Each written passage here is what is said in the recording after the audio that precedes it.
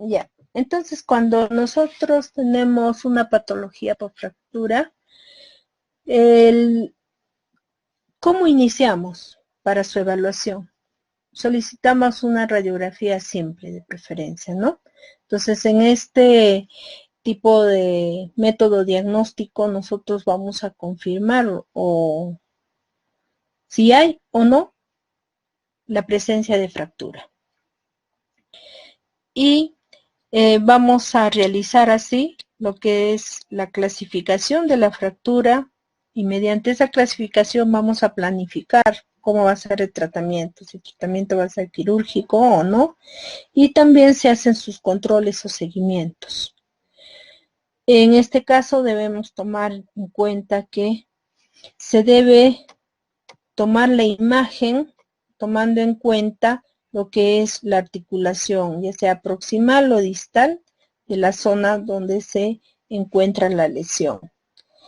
Y también tomar en cuenta que muchas veces la radiografía no es una sola proyección, sino son dos, para ver en dos dimensiones, ¿no? Para poder valorarla. Porque a veces encontraremos lesiones en las cuales frente a esa proyección aparentemente no hay lesiones, pero si hacemos en otra proyección vamos a encontrar la lesión.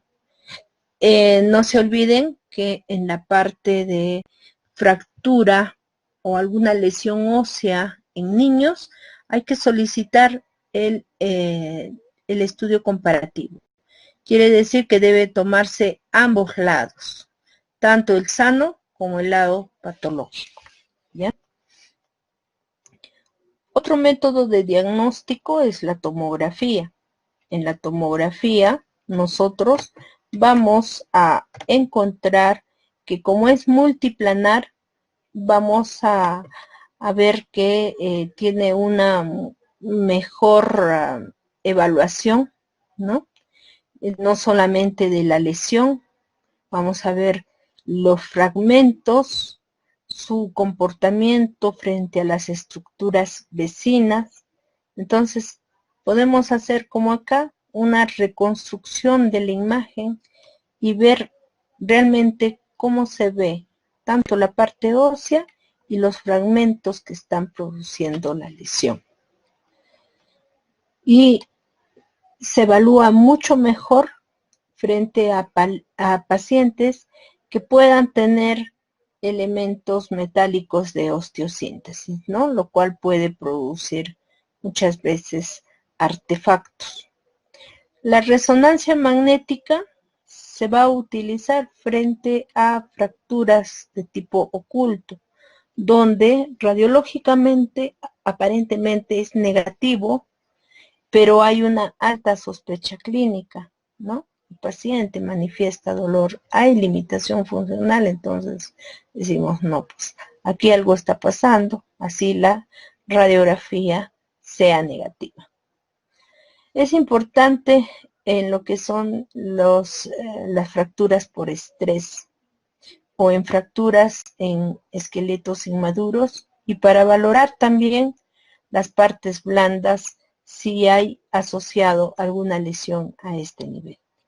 La ecografía frente a las fracturas, su uso no es habitual, pero podríamos encontrar ciertos cambios a nivel de la cortical. Por ejemplo, sabemos que ecográficamente solamente vemos la parte superior o superficial de la cortical, esta línea radiopaca, ¿no? Disculpen, hiperecoica. Y por la parte posterior vamos a ver una gran sombra acústica posterior. Entonces, todos sabemos que la cortical tiene un borde liso y continuo, y frente a una fractura se produce lo que es una alteración a ese nivel. Vamos a ver tal vez una imagen hipoecoica, ¿no? O un escalonamiento en lo que es la cortical e incluso una reacción de formación de callo óseo. Entonces, frente a estas fracturas por estrés, Muchas veces ecográficamente la podemos visualizar y radiológicamente tal vez nos sale negativo.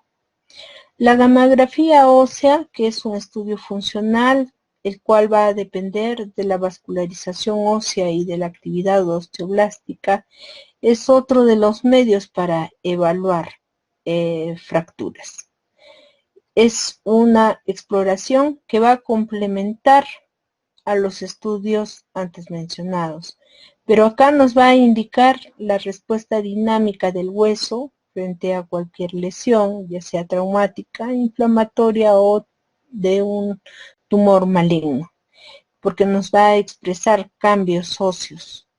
Se dice que en pacientes menores de 65 años, cuando la fractura es positiva, estos cambios se van a presentar a las 24 horas de la lesión, mientras que en pacientes mayores de 65 años va a haber una demora en su manifestación a la gammagrafía ósea. Se va a presentar entre las 48 y 72 horas, y esto porque hay una persistencia en la remodelación ósea.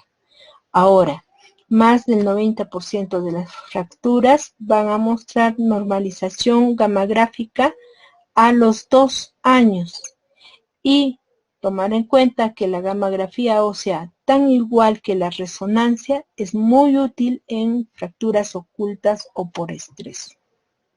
Por ejemplo, en el hospital de la FAP es muy frecuente que a los chicos, ¿no?, que están en la FAP, en este grupo, los envían a la zona de gammagrafía para que les puedan hacer el diagnóstico de fracturas por estrés. Ahora vamos a definir qué es fractura. Fractura es la interrupción, ya sea de la continuidad ósea o cartilaginosa. No solamente es ósea, sino cartilaginosa.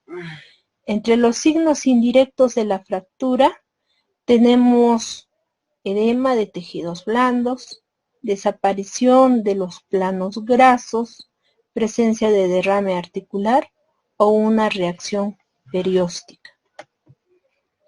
La formación del callo óseo es un fenómeno reparativo, puesto que el hueso tiene sus propias características que lo diferencian de otros tejidos, y va a posibilitar así que se restituya tanto la propiedad mecánica y biológica del tejido que ha sido lesionado.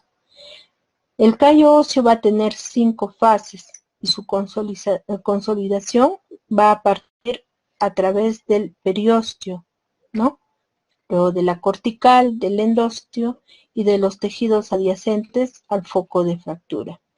Dependiendo de la edad, el tipo de fractura, la localización y qué complicaciones asociadas se pueda presentar, como son las infecciones o las fracturas patológicas, se va a dar su forma de tratamiento. El control radiológico debe ser regular en una fractura para demostrar si hay formación del callo óseo, y esta inicialmente se forma como una nube, después forma como una especie de triángulo de Coleman que va a crecer hacia el foco de la fractura y va a formar así el hueso perióstico, bajo el cual se va a originar lo que es la consolidación cortical.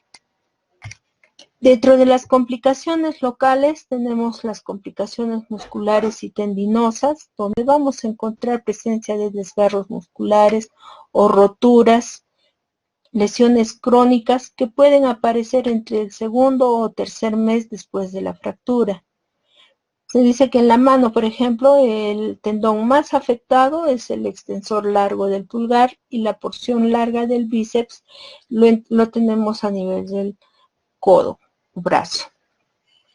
Entre las complicaciones nerviosas se pueden producir cuando hay una sección directa realizada por los fragmentos de la fractura, ¿no?, por una herida que es de tipo inciso. Puede también haber una lesión por tracción que está asociada a una luxación, por compresión del nervio, por aplastamiento o por un fragmento, por atrapamiento local por los fragmentos óseos desplazados. Y Entre las complicaciones vasculares tenemos la sección o desgarro de un vaso, una obstrucción arterial, el síndrome compartimental, en el cual vamos a encontrar edema. Este edema va hacia un punto tal que va a producir compresión y luego isquemia, y la formación de pseudoaneurismas. Entre las complicaciones viscerales se pueden dar por ruptura de los órganos huecos, como son la vejiga y los uréteres, por ejemplo, a nivel de la fractura de la pelvis, ¿no? Y entre las complicaciones óseas puede haber un retraso en la consolidación, que puede durar entre 4 semanas a 20 semanas. Normalmente ya al primer mes ya debe darse la consolidación. La ausencia de unión, cuando hay dolor, impotencia funcional que va en incremento, el callo óseo detiene su formación y se va a producir una reabsorción a nivel de sus extremos, ¿no?, que se van a ir separando. El reborde se va a esclerosar y va a producirse una deformación. A esto se llama una pseudoartrosis. Y esta pseudoartrosis puede ser de tipo hipertrófico, cuando el hueso es reactivo a modo de callo óseo fallido, ¿no? Hay un aumento en la movilidad a nivel del foco de la fractura que no va a dejar que se consolide adecuadamente. Y también tenemos la pseudoartrosis de tipo atrófico, donde no vamos a visualizar signos de formación de callo óseo, y en este caso va a requerir un tratamiento quirúrgico.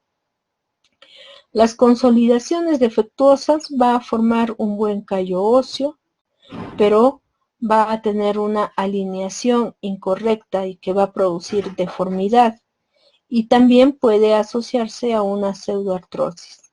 La osteoporosis postraumática, que muchas veces se produce por inmovilización, entonces va a haber mayor resorción ósea, ¿no? Y alteración en el crecimiento, que es raro, pero puede producir un cierre precoz de la fisis, y esto se da más en las fracturas tipo Salter-Harris. La osteolisis postraumática, que es infrecuente, se produce, si se presentara, se produce frecuentemente a nivel del extremo distal de la clavícula. Puede durar de 3 semanas a varios años, por un trauma agudo o repetido, que también podemos encontrarlo a nivel del cúbito y la pubis, y no existe fractura previa.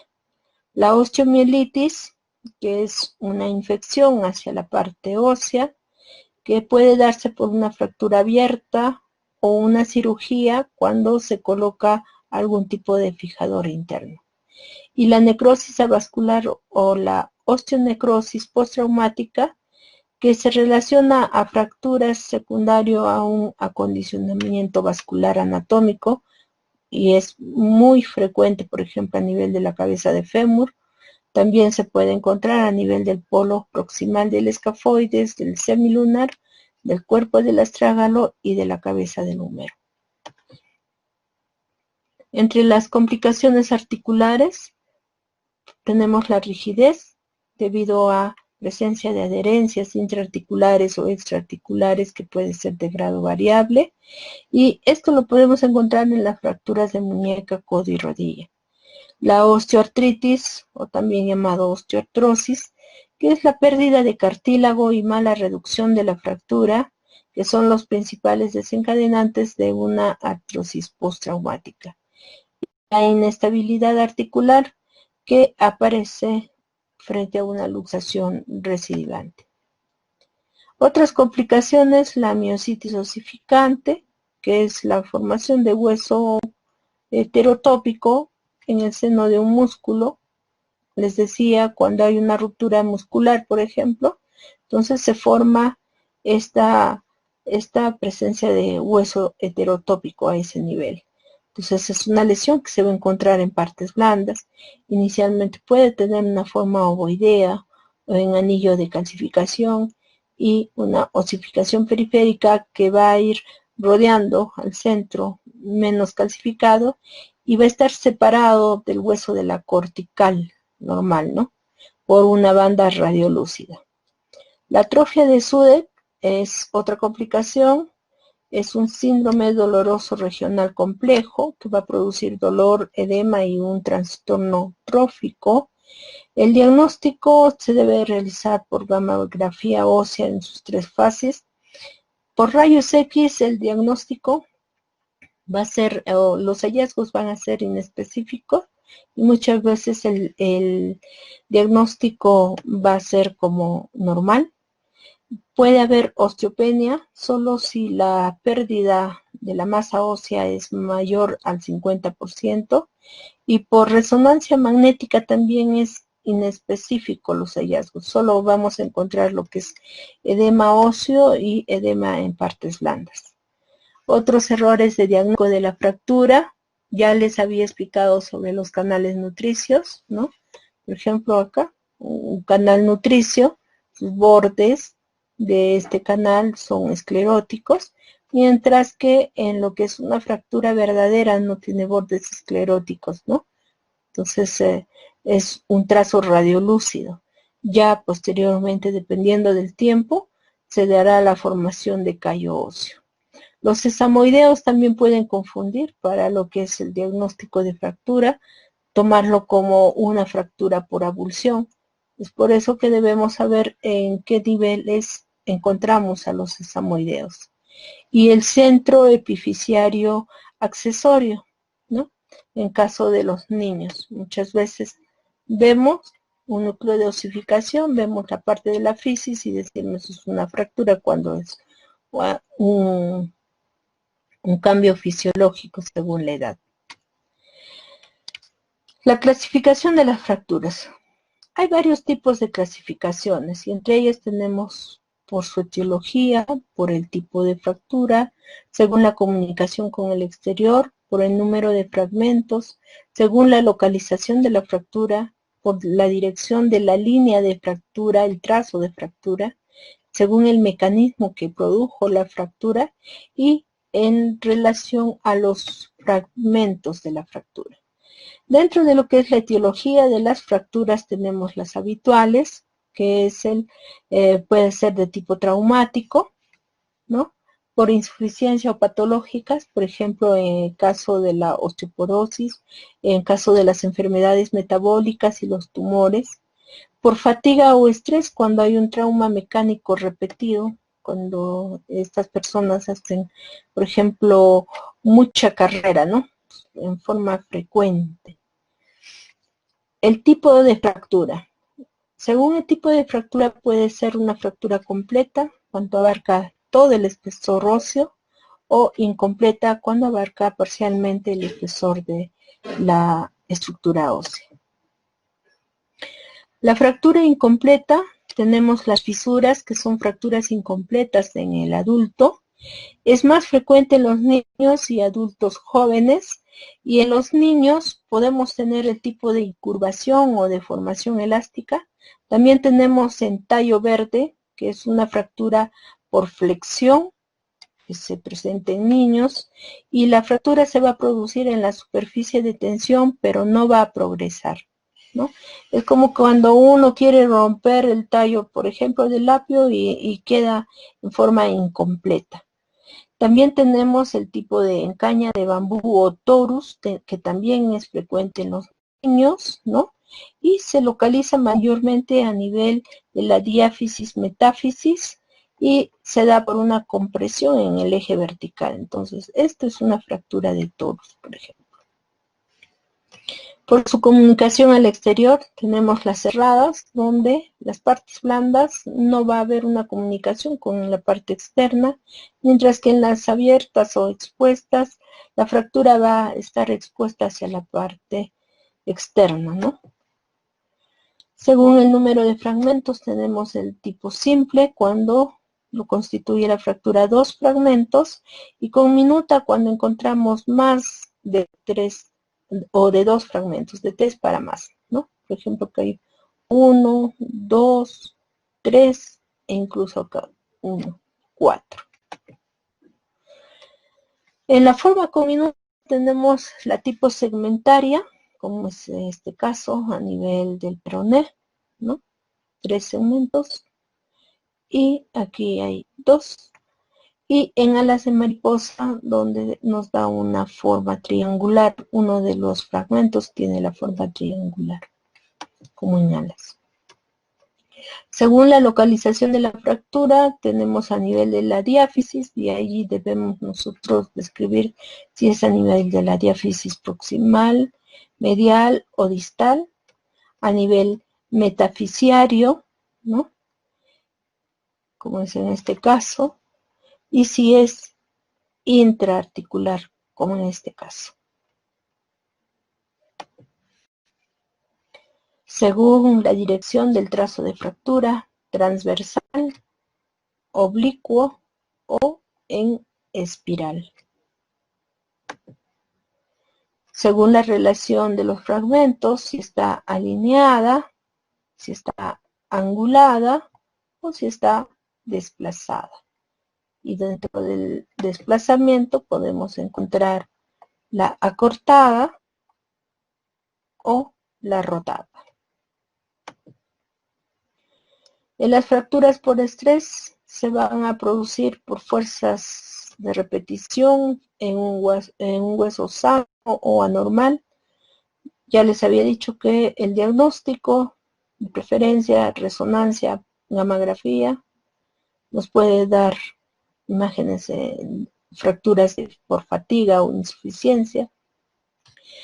En caso de la osteoporosis, artritis reumatoide, radiológicamente puede estar normal, ¿no? La imagen, y dependiendo del tipo y la localización nos va a hacer reacciones periósticas, áreas radiolúcidas, zonas de esclerosis en el hueso trabecular, la fractura y formación de callo óseo.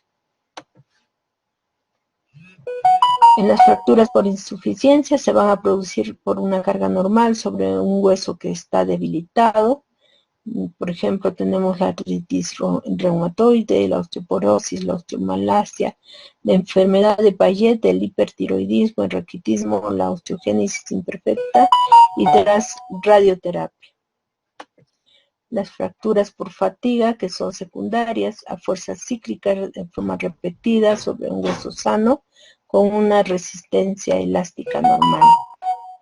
Las fracturas por avulsión, cuando hay una contracción brusca de un tendón o tensión de un ligamento que va a determinar el arrancamiento del fragmento óseo donde normalmente se inserta. Por ejemplo, a este nivel del hueco popliteo, nosotros tendremos que hacer la diferencia. ¿Es un sesamoideo o es un fragmento o una fractura por avulsión? Aquí les pongo una relación de las zonas donde se da la inserción de estos diferentes músculos y que ya sea por un proceso de tensión, ¿no? Se pueda producir lo que son las fracturas por avulsión. Las fracturas trabeculares, contusión ósea. Son secundarias a traumatismos directos, a impactos entre huesos adyacentes o a un mecanismo de tracción. La lesión del ligamento cruzado anterior se va a dar a nivel del cóndilo femoral externo y la porción posterolateral de la tibia. Y la subluxación rotuliana, que se va a dar a nivel del cóndilo femoral externo y la vertiente interna de la patela. La diastasis, que es la separación de dos elementos óseos que están normalmente unidos, ¿no? Y por una membrana, podríamos decir. Entonces, aquí tenemos las más frecuentes, que es a nivel de la sínfisis del pubis o también a nivel de la sinesmosis tibio-peronea. Entonces, acá un esquema, ¿no? Para nosotros decir que es una diastasis es la separación, un aumento en el espacio a nivel de esta articulación. Normalmente el cóndilo de la tibia debe tomar la la misma distancia. Nosotros hacemos un corte a nivel de peroné y debemos encontrar que esta distancia es casi similar a la distancia lateral o externa.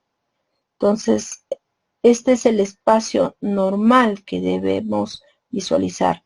Pero si encontramos que hay una abertura, una mayor distancia, estamos ya refiriéndonos a una diastasis. Ahora, según la alineación y desplazamiento de los fragmentos, si un fragmento óseo se produce contiguo, va a ser una fractura por impactación. Y acá tenemos dos tipos: por depresión, la cual lo vamos a encontrar a nivel de la meseta tibial, y por compresión, cuando va a afectar a los cuerpos vertebrales, por ejemplo, como es en este caso. Y también está afectando lo que es la parte posterior, ¿no? Luego tenemos las fracturas patológicas, donde el hueso va a estar debilitado por una anomalía ósea preexistente como osteoporosis, tumores, o también lo podemos encontrar en fracturas transversales. Entonces, por ejemplo, acá en esta primera imagen tenemos un hueso más escleroso, ¿no? Con un trazo de fractura transversal a nivel del tercio proximal del fémur. Esto es por un tumor, una enfermedad de Payet, ¿no? En su fase esclerosa. Aquí, en caso de la osteoporosis a nivel del cuello del fémur, estamos viendo un trazo de fractura transversa que está siendo desplazada hacia la parte superior. Y a este nivel tenemos una fractura por una imagen radiolúcida, ¿no? Hay una imagen radiolúcida aparentemente a este nivel que nos está produciendo también lo que es la fractura por compresión. Aquí muchas veces visualizamos y la fractura a nivel de la cabeza de radio. Vemos una pérdida de continuidad de la cortical con una pequeña área radiolúcida a ese nivel. Ahora, dependiendo del hueso en la cual nosotros estemos encontrando estas fracturas, cada una de estas partes óseas van a tener una clasificación. Acá tenemos a nivel, por ejemplo, de hueso ilíaco del cótilo, ¿no?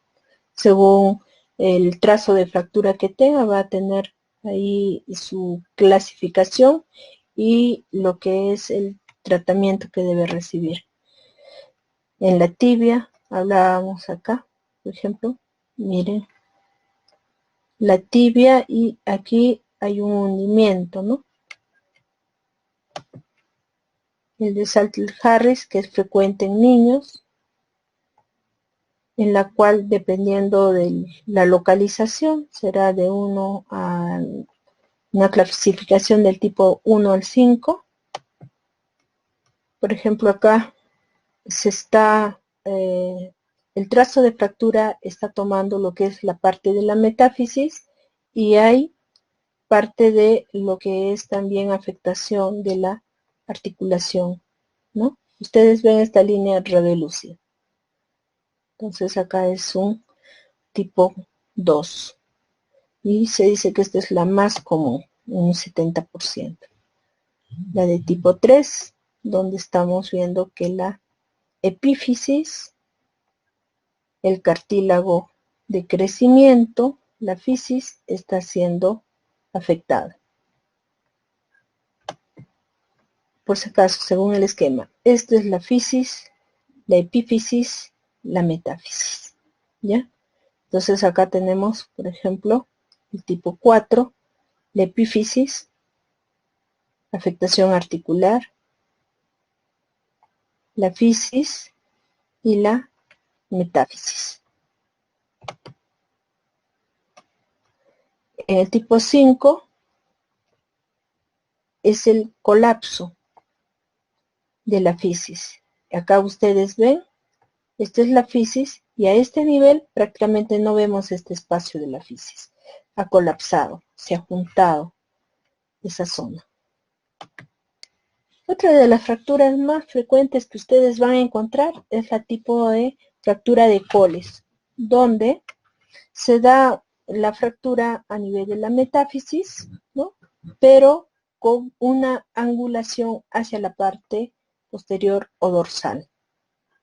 El que se contrapone, podríamos decir, la fractura de Smith, en la cual igual vamos a encontrar una fractura a nivel de la metáfisis, pero con una angulación hacia la parte, podríamos decir, palmar, ¿no?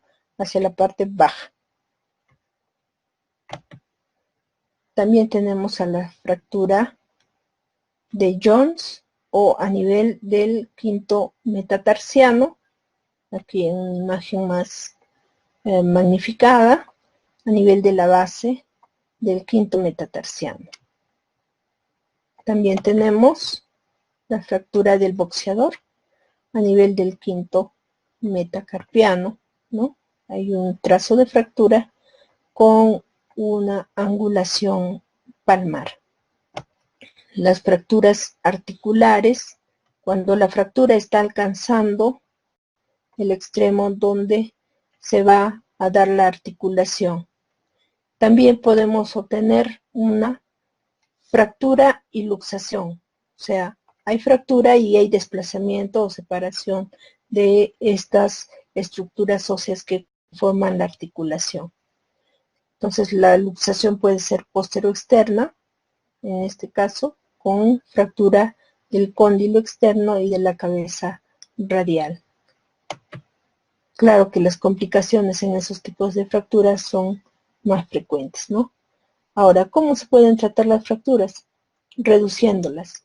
Se alinean, se trata de alinear, ¿no?, correctamente los fragmentos lo mejor que se pueda, y esta puede ser una reducción de tipo cerrada o abierta. También se debe inmovilizar la zona.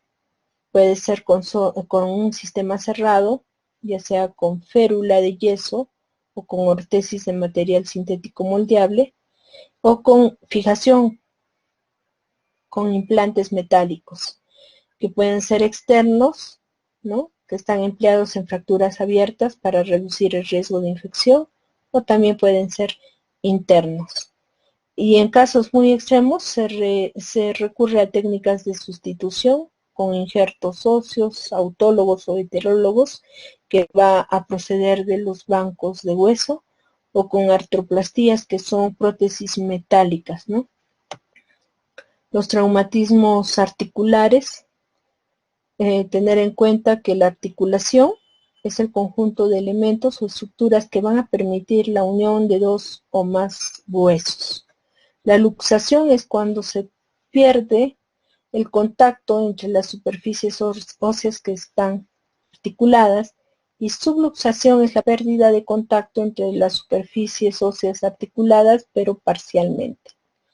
Las luxaciones abiertas, cuando existe la lesión de tejidos blandos con exposición de la articulación hacia la parte externa, y cerradas cuando no hay esta exposición hacia la parte exterior.